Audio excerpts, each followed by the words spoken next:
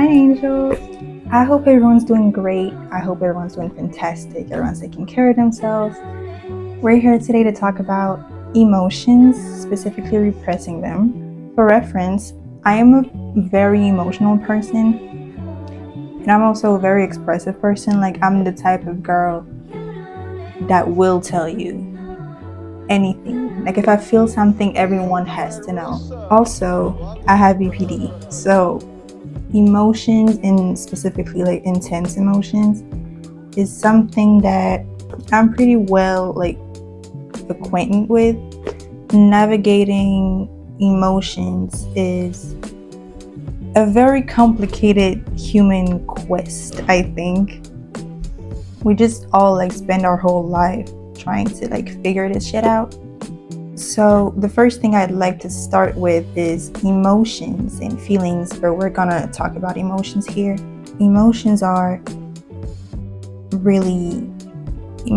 a human thing, and it's not emotions were never something meant to be repressed or be secret or none of that. We all navigate the same emotions. We don't feel it the same way, and we don't navigate it the same way, but the core of the emotion is the same for everyone.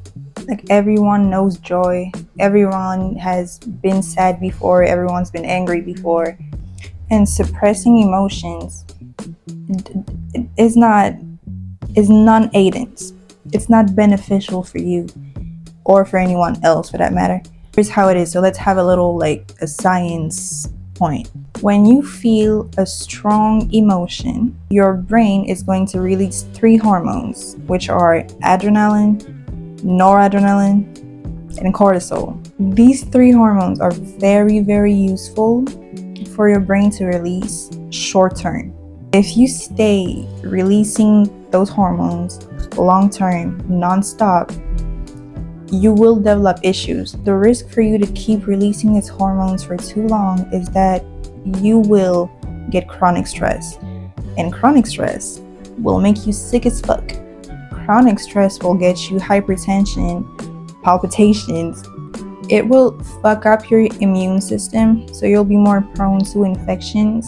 You'll be weaker. You could also have digestive issues, so pain in your stomach, muscular tension, on a more basic day-to-day scale. We all before have been stressed and my back hurts or my neck hurts.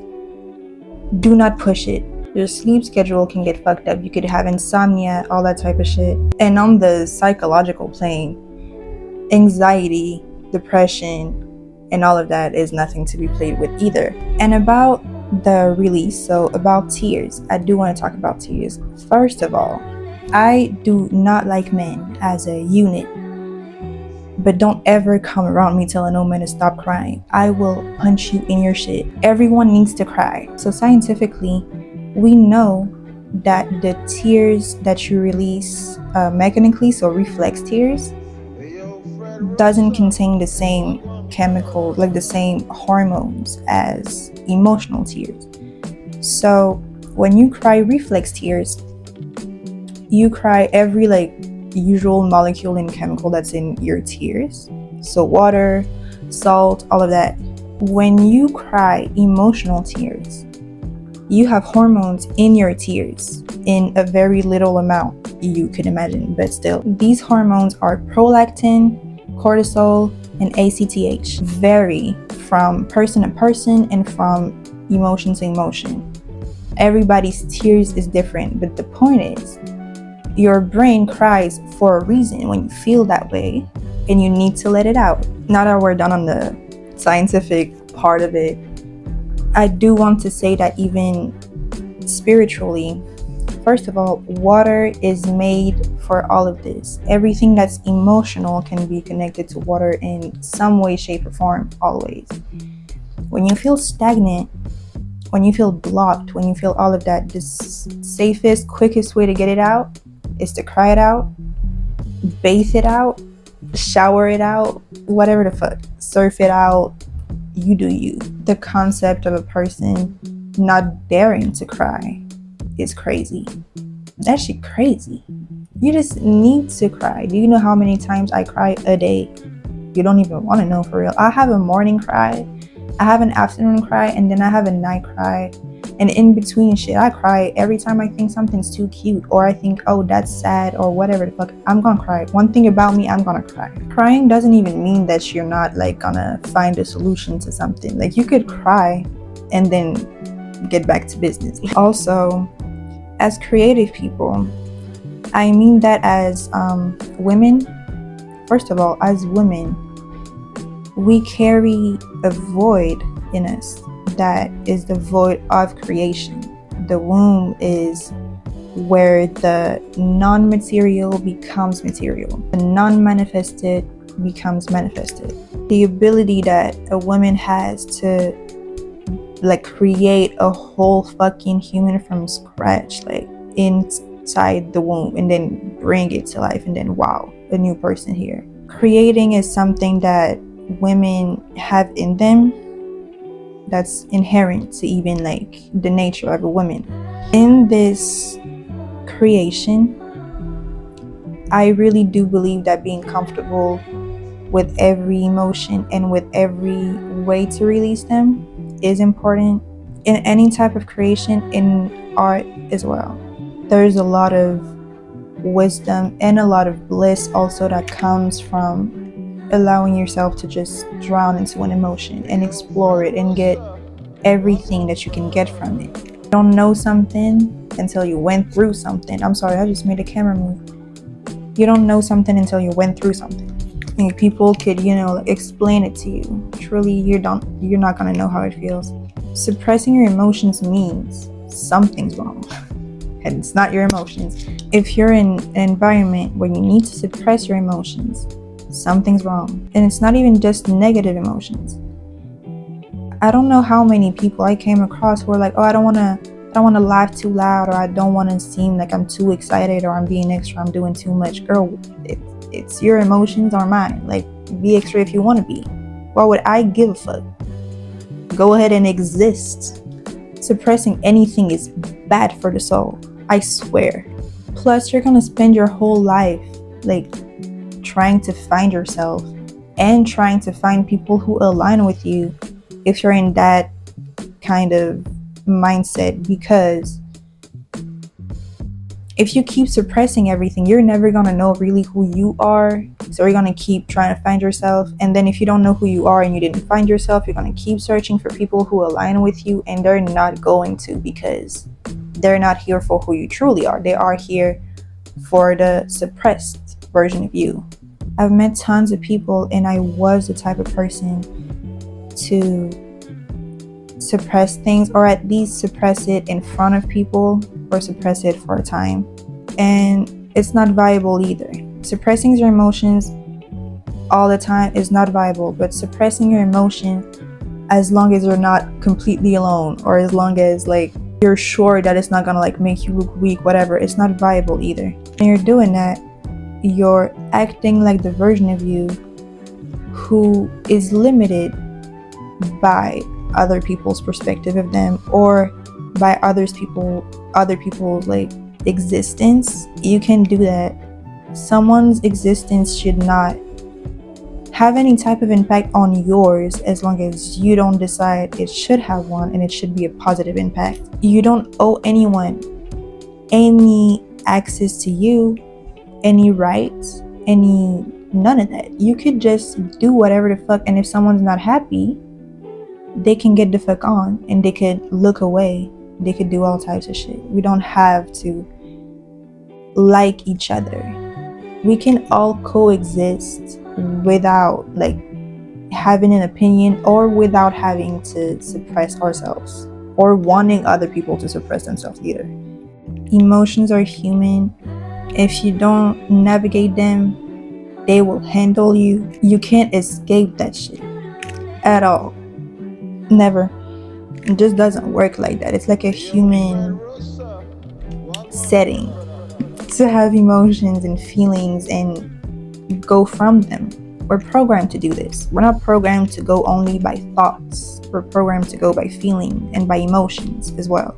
If you ever like struggle understanding something, at least that helped me as a girl with BPD. When I don't understand something, I research the like medical scientific aspect of it. Hormones and brain chemistry will teach you a whole lot and make things a lot clearer and in a lot of situations.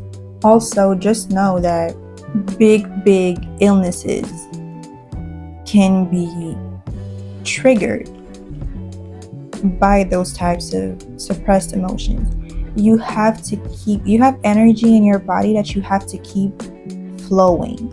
As soon as there's stagnant energy in your body, you're beginning to being fucked. Stagnant energy in your body creates like points that you could develop an issue in. If, for example, you have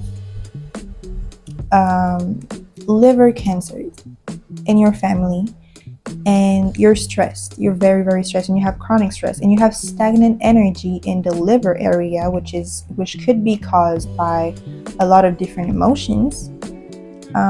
In Chinese medicine, they have a very specific correspondence for every organ. If you keep having like stagnant energy in your liver and you don't treat it, it could become a physical illness. Everything that's going on, like your mind and your body are not as separate as we think it is, or as at least the medicine that we usually take thinks it is, because there's people out there actually dying from heartbreak. Don't nobody got medication for that.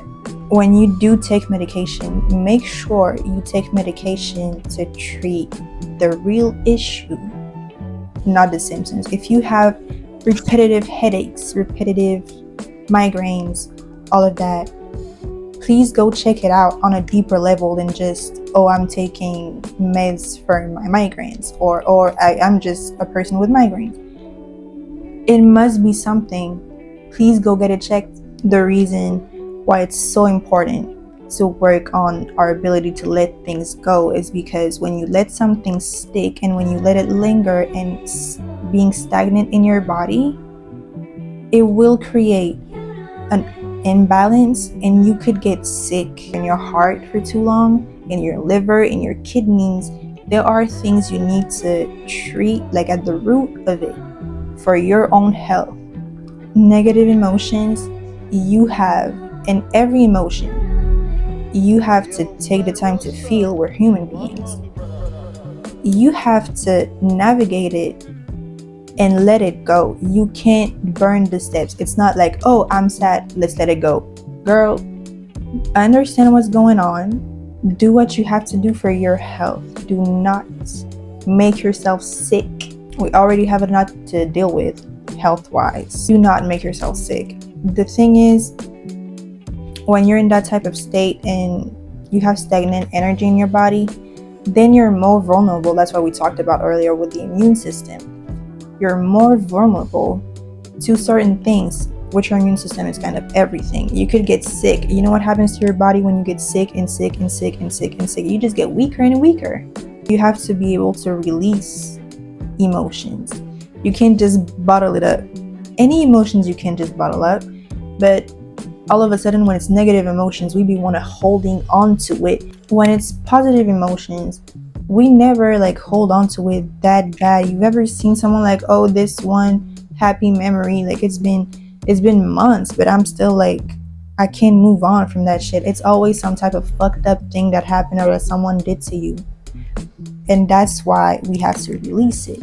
But we're holding on to things for hypothetical feelings or goals most of the time. An emotion, if not processed and released properly, will become stagnant energy in your body and create weak points. So watch out. I feel like that was a great talk though. I hope you had a great time. I had a wonderful time. I hope everyone will take care of themselves. If you have more questions, you can always ask them. Or if you just want to talk more about it. I wish for everyone to be washed and showered in peace and love and glitter. And I'll see you in the next one. Bye.